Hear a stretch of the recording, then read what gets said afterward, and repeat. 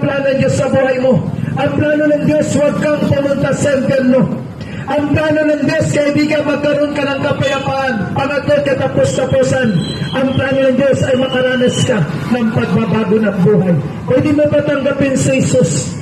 Hindi relay yun ang aming dala. Hindi panibagong sikta. Hindi kami nangingi ng pera. Ang aming dala ay ang pag-ibig ng Diyos. Ang aming dala ay ang kaligtasan. Ang aming dala ay ang kapayapaan. Ang aming dala ay ang pag-asa. Ang aming dala ay ang pagbabago ng buhay. Dahil maganda ang plano ng Diyos sa iyo kung tatanggapin mo si Jesus. At kung nais mong tanggapin si Jesus, sundin mo lang panalangin ito, nagmumula sa iyong puso. Ulitin ko, hindi namin dala reliyon. Wala kaming dalang sikta. Hindi kami nangingi ng pera.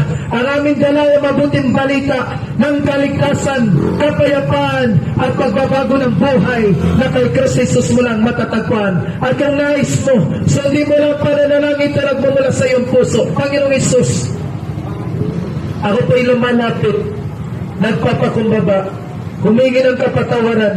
Inaamin ko, Panginoon, na isa kong makasalanan simula sa pagkabata hanggang sa kasalukuyan.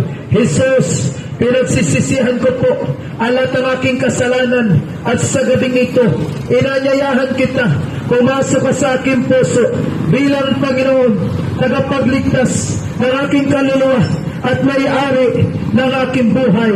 Salamat po sa iyong salita at sa gabing ito, hiling ko rin, Panginoon, isulat mo ang aking pangalan sa aklat ng buhay upang sa iyong pagbabalik o kung kunin mo na ako yung makasama sa buhay na walang hanggan. Salamat po sa pangalan ni Jesus.